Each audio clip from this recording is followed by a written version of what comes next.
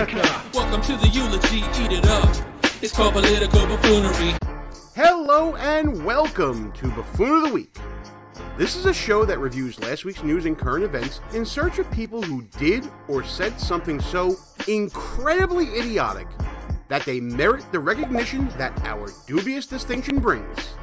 I call it our distinction because that includes you too. You see, we'll nominate two people, but you decide who wins by leaving a comment right below this video or by voting in our poll on our website at buffoonoftheweek.com. Last week, you Foonies surprised me by picking John Kerry as Buffoon of the Week. I thought for sure that the whole Robin Hood app GameStop thing was going to win, but it just shows me how much you guys really don't like the Biden administration and John Kerry in particular. The roasting I saw on social media in response to last week's poll was absolutely brutal. Before we get to the nominees, here are some people who were not good enough to get nominated, but we had to tell you about them anyway. There are dishonorable mentions. Rapper Lil Uzi Vert had a 10-carat diamond worth $24 million implanted into his forehead. Oh my god! According to Yahoo, the 26-year-old rapper received a mixed response to his look, you think? From people who called it a third eye, or who referred to him as a Sims character after he shared photos of the look on Instagram. Personally, I just hope Thanos isn't real and he doesn't find him to snatch that thing up off his head. By the way, how much are you guys loving WandaVision? Oh my god, I am all about it. I mean, it's gotta be Mephisto controlling everything, right? Right? Okay, wrong video, sorry. Speaking of regrettable decisions, shout out to the FBI who used this altered internet photo as part of their charging papers against one of the rioters who broke into the Capitol in January. It's this kind of quality investigative work that really builds confidence in our law enforcement. You can find articles about these and other dishonorable mentions on our website, buffoonoftheweek.com. But none of our dishonorable mentions held a candle to this week's nominees, who really should have thought better before opening up their big fat mouths. All views and opinions expressed here are not necessarily of the mainstream media and may offend some listeners.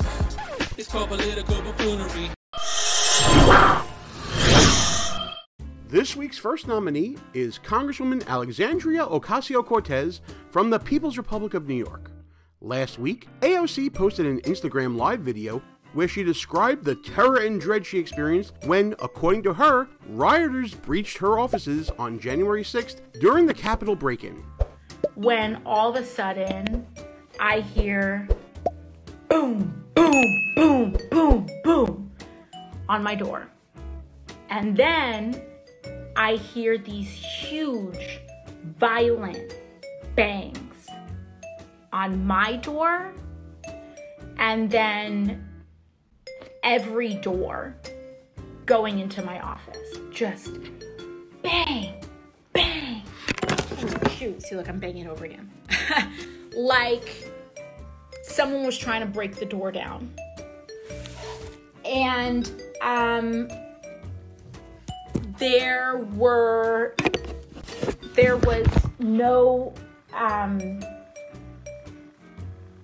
no voices. There were no yells, no one saying who they were, nobody identifying themselves. And I just get up like this and I run over to the legislative office. And so I run back into my office. I slam my door. There's another kind of like back area to my office, and I open it, and there's a closet and a bathroom. And I jump into my bathroom, and I close the door. And I just keep hearing these bang, bang, bang. And I jump into my bathroom and I close the door. And then I realized that the bathroom was the wrong choice. I should have jumped into the closet. And so I start opening the door to the bathroom. I open the door when all of a sudden I hear that whoever was trying to get inside got into my office. And then I realized that it's too late. that it's too late for me to get into the closet. And so I try to kind of go back in, and I hide back in the bathroom behind the door. And then I just start to hear these yells of, "Where is she? Where is she?" And I just thought to myself, they got inside. And so I hide behind my door like this, like I'm here, and the bathroom door starts going like this, like the bathroom door is behind me, or rather in front of me, and I'm like this, and the door hinges right here, and I just hear, "Where is she? Where is she?" And this was the moment where I thought everything was over. I mean, I thought I was going to die. I felt that if this was the journey that my life was taking, that I felt that things were going to be okay. And that, you know, I had fulfilled my purpose.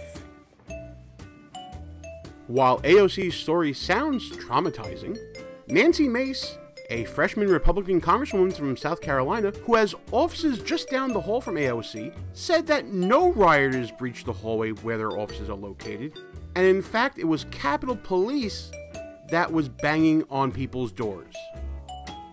No, and the Capitol Police were there to protect us, because the only thing protecting us between us and the violent rioters at the Capitol Dome, which is a 7 to 10 minute walk away in the tunnels under the Capitol, quite far actually, were the Capitol Police. So they were there to protect us and evacuate us. There were two threats, one at the Democratic headquarters and one at the Republican headquarters. There were two pipe bombs discovered there that day.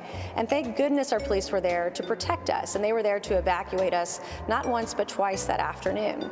And I was stuck under the tunnels. I mean, this was a traumatic experience, and I'm not going to discount that for anyone that lived through that day. It was a very harrowing experience, but we have to separate fact from fiction. And the facts are there was no violent mob in the hallways. The folks who were there to riot weren't in the Cannon office building. And so we have to be very clear and not exaggerate this experience or take advantage of it and politicize it in any way, shape, or form. And that was my entire point, is just to be truthful about it.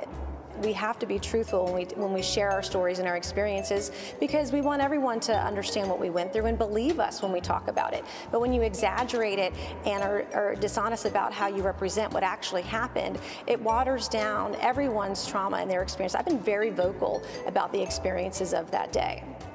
So, let's be perfectly clear. I am not accusing AOC of lying. I am not discounting what AOC went through at all. But facts are stubborn things. AOC's story is just that, a story. It is not wrong to point out, as Congresswoman Mace has pointed out, that rioters broke into the Capitol. They did not break into AOC's office. AOC is politicizing her experience, and in doing so, she takes another credibility hit. The facts of what happened on January 6th are bad enough as it is. There's no need to make it worse by trying to turn it into a Lifetime movie. Like what you see so far? Go ahead and smash that thumbs up button. Also, leave us a comment and tell us what you're thinking. And don't forget to subscribe so you never miss another show. This week's second nominee is former Japanese Prime Minister Yoshiro Mori. Last week, the 83-year-old Mori inserted foot directly into mouth with his statement when asked the question about the Japanese Olympic Committee's goal of having more than 40% female members. When you increase the number of female executive members, if their speaking time isn't restricted to a certain extent, they have difficulty finishing, which is annoying. Oh geez. We should note that Mori has a long history of some controversial statements. In January of 2000, he recalled his first election campaign back in the 60s with a joke about AIDS. And later in 2000, Mori also insulted Americans while talking about our preparedness for the Y2K bug. Alright, now this guy's annoying me.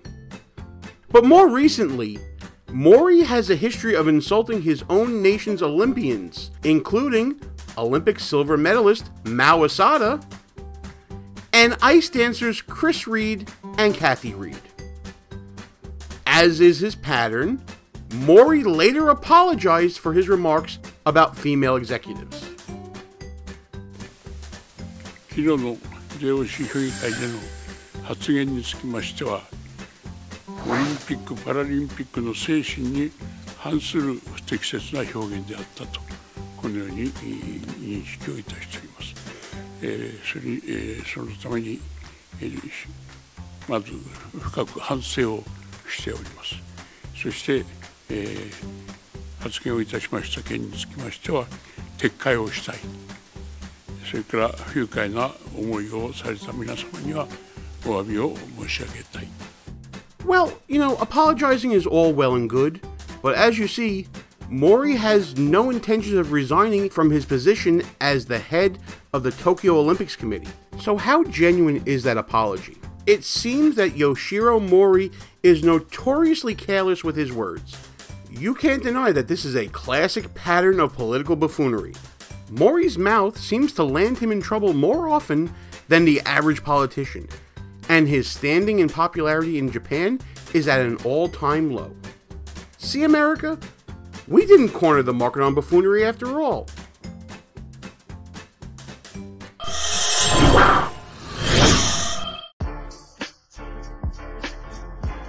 Well, it's official.